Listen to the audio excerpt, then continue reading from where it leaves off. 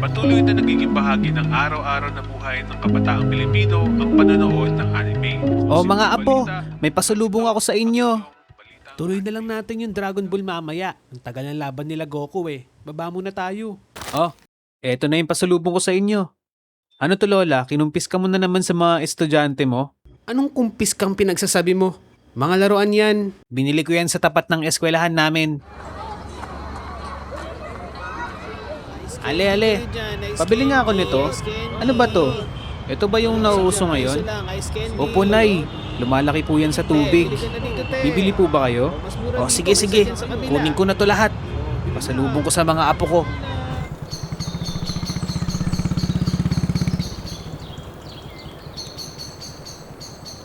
Uy, ano yung nakuha mo?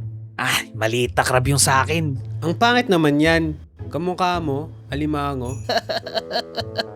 Bakit? Ano ba yung sa'yo? Seahorse. Bopol. Hipon yan eh. Kasing liit ng Oy, mag-aaway ba kayo dyan no? Babawiin ko yung laruan nyo. Sila yun. Kapag hindi kayo tumigil, bubuntaling ko kayo dyan. Ang tagal naman nito lumaki. Oo nga. Di na ako makapagantay. O ikaw, ba't di mo pa inaalis yung zipper sa bibig mo? Okay na. Inantay namin tong lumaki ng ilang araw. Di namin napapansin yung paglaki niya. Hanggang sa ilang araw na ang lumipas. Wow, grabe. Sobrang laki naman nila. Ang galing! Paano sila lumalaki? Gusto ko na tong laruin ah. Kunin ko na to ah. Hala, anong nangyari? Yung laruan ko. Huwag kang maingay. Baka marinig ka ni Lola. Baka bawiin pa niya yung mga laruan natin. Wala na nga siyang kukunin sa akin eh. Sirada lahat eh. Uy, tama na. Tama na. Ang baho ng kamay mo. Amoy tae. Malamang nagugas ako ng puwet kanina. Lo, baboy. Uy, paano na yung laruan natin? Pangit pala nito eh. Hindi pala ito malalaro. Madaling madurog. O ano naman nangyayari dyan? Ano naman pinagkakaguluhan niyo dyan? Di kasi Lola yung ano. O ba't umiiyak yung isa? Akin na, itapon na lang natin yan. Lah, wag. Sayang din. O ano ba kasi nangyari dyan? Eh kasi naman Lola, nasisira kapag lumalaki na sila. Hindi namin sila malaro. Eh di akin na, bawiin ko na lahat. Wag. Ayoko. Saka madami akong binigay sa inyo ah. Madami akong binili ah. Asan na yung iba? Ay, oo nga pala. Nakatago pala sa cabinet. Wait lang kayo dyan ha. Huwag kayong magsusuntukan. Kunin ko lang sa taas.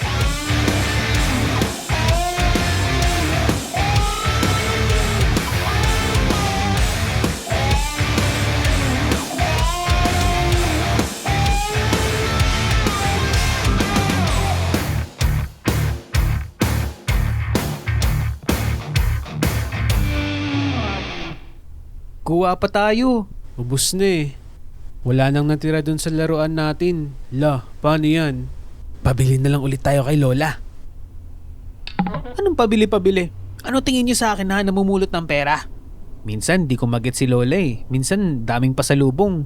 Minsan alam niyo yun, parang kasalanan pa namin na wala siyang pera. Kapag nagpapabili kami ng mga gusto namin, wala siyang pera. Guilt trip gaming. Alam niyo, kapag wala talagang magawa ng bata, ang daming naiisip. Alam mo, may naisip ako. Parang may gusto akong alagaan. Meron akong gustong palakihin. No? Gusto mo na maging tatay? Gusto mo mag-anak? Oh, hindi. O ano yun? Saka bakit mo naman naisip na gusto mo mag-alaga? Ayoko na kasi makipaglaro dyan eh oh. Kaya parang mas okay na maglaro na lang ako dito sa loob ng bahay. O bakit naman? Kita mo naman kasi kung paano siya makipaglaro oh. Gusto basagan ng bungo. Ikaw bata, dayo ka dito no, para makapasok ka sa teritoryo namin, syempre kailangan mo kaming labanan. Teritoryo namin to. Diba, taga-ibang subdivision ka? Palagan mo kami. Oo, kami. Akala nyo, hindi ko kayo papalagan? Pues, tama kayo. Uuwi na ako, mama. Ha? Ano yun? Ba't tumakbo yun? Kala mo naman, Tolina. Mas matanda sa atin yun, di ba? Oo, ilang taon din, 2 taon din ata yung tanda sa atin yan eh. Pero, tuloy ka na ba? Ha? Magpapatuloy pa lang ako sa bakasyon. Sabi nila after grade 6 eh. Kala ko tuloy ka na eh. Inaasar mo kasi siyang supot eh. Supot ka rin pala. Ano yun? Hindi, wala. Sarap ng soft drinks. Alam mo, iisip na lang talaga ako ng pwedeng alagaan. Naubos na din kasi yung laruan natin. Nabitin ako. Pero gusto ko yung kakaiba. Ayoko na nung laruan na yun. Gusto ko din mabango. Ang baho din kasi nun eh. Water, ammonium, lauryl sulfate, ammonium. Hilig nila sa ammonium ah. Cocamide. Ano yun? Galing ba sa buko yun? Coca-Cola. Baka naman.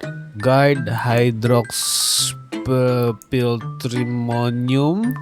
Saang planeta ba nila kinukuha yung mga to para magkaroon lang ng sabon sa ulo? Di ba pwedeng kahit anong sabon na lang sa ulo? Naalala ko, sabi sa akin ng kaibigan namin, Arkin, alam mo ba, pwede mong gamitin yung sabong panlabas sa buhok mo. Mas maganda yun para sa hairstyle. Balitaan mo kapag ginamit mo na, nakakaganda yun ang buhok. Minsan nga, pinangihilamos ko yun. Solid. Solid nga. Kaya pala mukhang bato yung mukha mo eh. Putik yun eh. Nanguutong na naman. Sabong panlaba? Sa buhok? Wag. Huwag ka magpa-distract, Arkin. Focus tayo dun sa bagong alaga.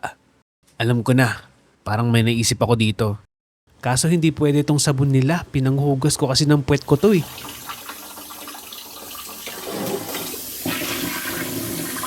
Lola, saan yung mga stock ng sabon natin? Bakit? Wala ka na bang sabon? Magsisinungaling ba ako? Oo. O hindi? Oo, Lola. Wala na akong sabon. Doon sa may gilid. Sa may gilid ng ref. Eto na yung pag-eksperimentuhan ko. Base kasi sa mga nakita kong tira-tirang sabon dito sa banyo.